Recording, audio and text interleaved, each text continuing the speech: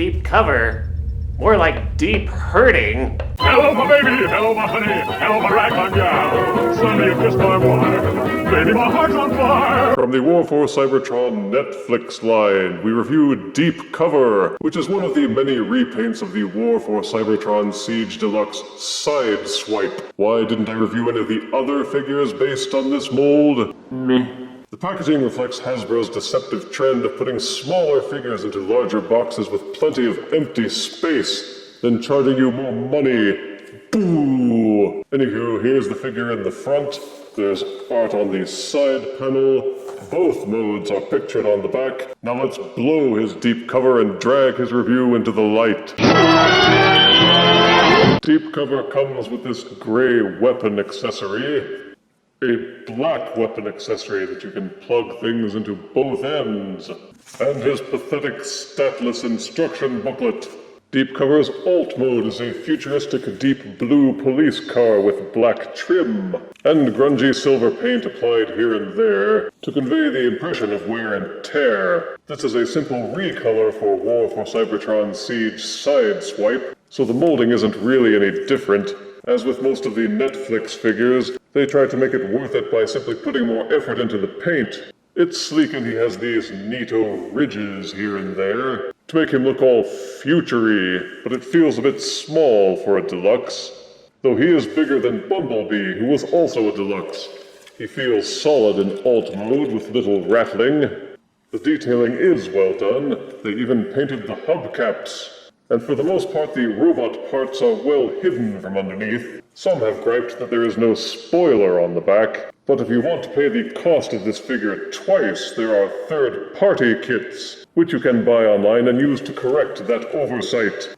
He rolls well enough on smooth surfaces, and I'm generally not worried about anything below getting scraped or damaged. In alt mode, he has 3 open Battlemaster ports, one on the top, and one on either side. You may plug his weapon accessories into any of these ports, or you can combine the 2 accessories and give him an even bigger gun to plug in. You can plug Fire Blast accessories into these smaller ports at the end of the gray gun, but compared to other War for Cybertron figures, his accessorizing options are limited.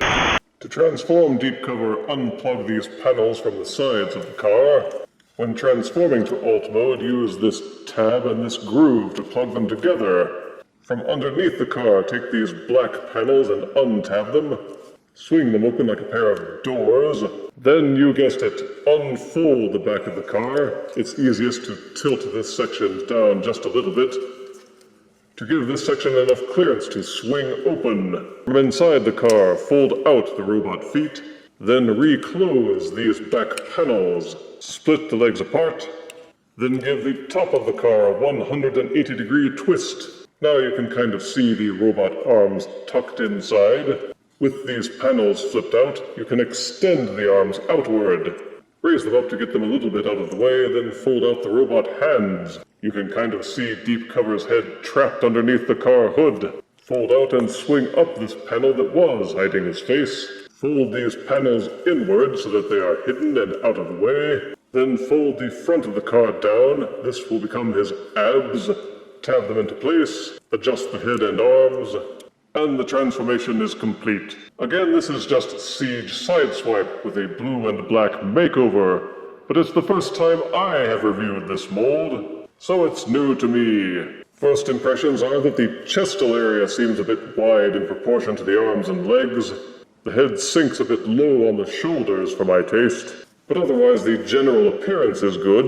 The colors mesh well with the gray parts setting off the black and blue. More of the grunge paint is now visible on the shins. The hollow parts are limited mostly to the inner thighs and the forearms. Otherwise, everything seems decently solid. It rattles very little, and nothing flops around. The sculpting has enough detail to keep it from being boring, and he is pretty stable on his feet. You can use these 2 slots here to tab in the weapon accessory and give him a G1 style appearance with an over-the-shoulder cannon. Transforming to robot mode opens up a number of Battlemaster ports, and you can arm him up to make sure that his deep cover is well and truly blown.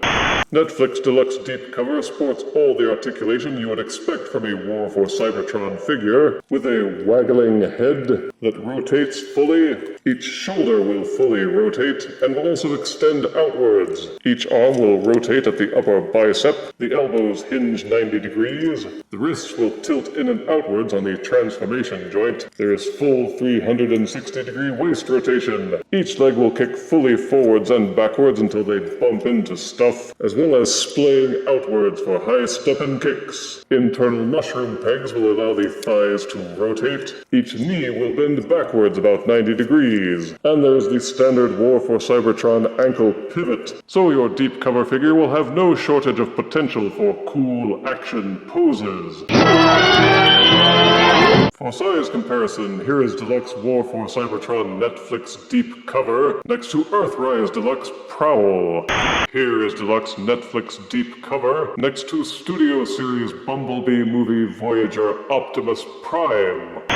And here is Netflix Deluxe Deep Cover next to Baghead Funko Pop Spider-Man. The Siege Sideswipe mold has gotten a lot of mileage, and now that I've reviewed one, I can see why. The Netflix series of figures is of generally higher quality in decor and quality control, and the mold itself is well done. Positives are that there is strong detailing, the alt mode is solidly put together, the robot mode looks good and feels tight, there's little fault to the sculpt work and the colors, unless you can't stand the grunge applications. The transformation is easy but yields good results and with very little robot kibble. Negatives are that we've been there, done that, at least 3 times. Only the Siege Megatron Voyager mold has been redone perhaps more times than Siege Sideswipe. The alt mode seems a bit small and doesn't have very many Battlemaster ports as other War for Cybertron figures. The head sinks too low on the shoulders.